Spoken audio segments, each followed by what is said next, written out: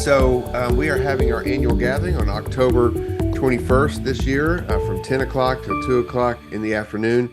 The 10 o'clock hour, we'll have breakout sessions repeated by those same breakout sessions again at the 11 o'clock hour. And then we have our lunch and business, and then our main session. And our main speaker this year will be Dr. Steve Viers. But we wanted to take our breakout sessions and let those be led by pastors in our network.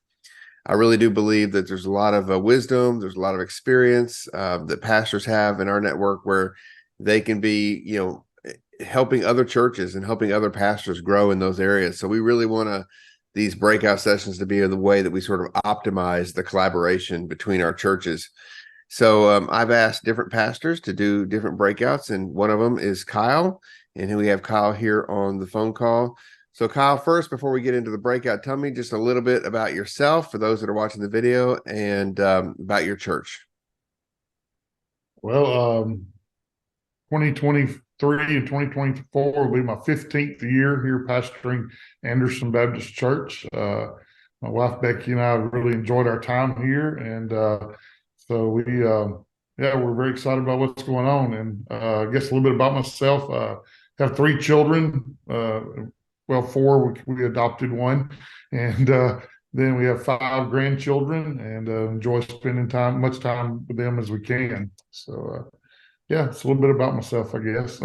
Cool. Well, like I said, we're going to do the breakouts, and we're just going to have different pastors speak on different topics that perhaps reflects a way that God's blessed your church.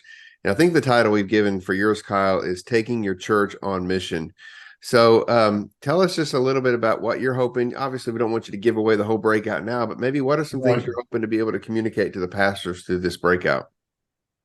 Well, one of the things I keep hearing from a lot of churches is they just don't know how to get started in missions. And so this breakout, it really won't be about why we should do missions. I believe that could be another session, but Right. This is going to be more of a nuts and bolts kind of thing. Like, what do you do to get started? How do you make the first move? How do you plan? How do you organize? Some resources on things that you can connect with, and just things that can help you out to get started. And so that's basically what the session is going to be about. When I first came here to the network, obviously we connected because of some ministry work that we've both been doing in Honduras. But I was always impressed every time I heard what your church was doing, not only with international missions, but maybe other missions work that y'all have done in the past in other places like the Pacific Northwest, but even just locally helping people out and building houses and stuff like that. Why do you think it is that your church has been so on mission? Well, I think we just started the process very early on when I first came here. And I think it's just been something that just had to become part of our culture. And so when we first started missions, we just had very few people going. And I think just the vision of serving and the vision of doing missions has really caught on. And now we usually have a waiting list on the mission trips. And so I think it just has to become part of the culture of the church. And I think sometimes you just have to get started to make that happen. Yeah, exactly.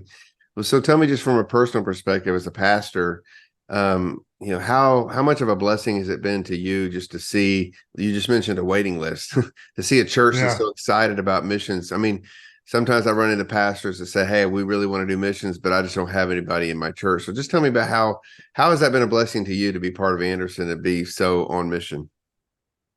It's just a huge blessing. We've just actually started in the last year or two having people lead trips, that have been going on mission trips with us in the past. And, for many years, it's been like myself leading. And this last couple of years, we're starting to see people who have come up through doing this over the years are now leading their own trips and taking, groups from our church that I don't have to really be a part of. So it's just been a real great growing experience. And, Awesome. I've always said we always try to go on a mission trip many times to the idea is that we're going to help someone or we're going to minister to someone. But what I've found out is 9 times out of 10, we get more out of the trip than the people we're actually helping. And so Right. it's really it grows your church, it grows unity, and it grows just a bond. One of our ladies on our trips coined a phrase many years ago, and it's spoken almost every trip, is that when you go on a mission trip, you become mission trip close. And that's her phrase. And so you never look at the person you went on the trip with the same again because you Yeah. know them different. Yeah. Absolutely. Yeah, absolutely. I can testify to that, having been on many, many mission trips, and there are relationships that were forged during those mission trips that, decades later, that I still have, and it's just such a blessing. Well, it's interesting to hear you mention all that, because one of my questions was going to be, how has being a church on mission matured your church? How have you seen them grow spiritually? But you kind of just answered that. You now see leaders emerging, you see relationships deepening, and all that kind of stuff. That's cool. Well, man, I'm excited about it. Hopefully we'll have some people come into our different breakouts. And I know for a fact that there's been pastors in the past that have asked me, hey, we want to go on a mission trip. We just don't know what to do. So I think this will meet a need that's out there for a lot of our pastors, especially pastors of smaller churches where the resources are a bit stretched and maybe even the volunteer base is a bit stretched. So Kyle, thank you for doing this for us, and we really look forward to it. Yeah, looking forward to it also. We'll see you there. All right, man. Sounds good.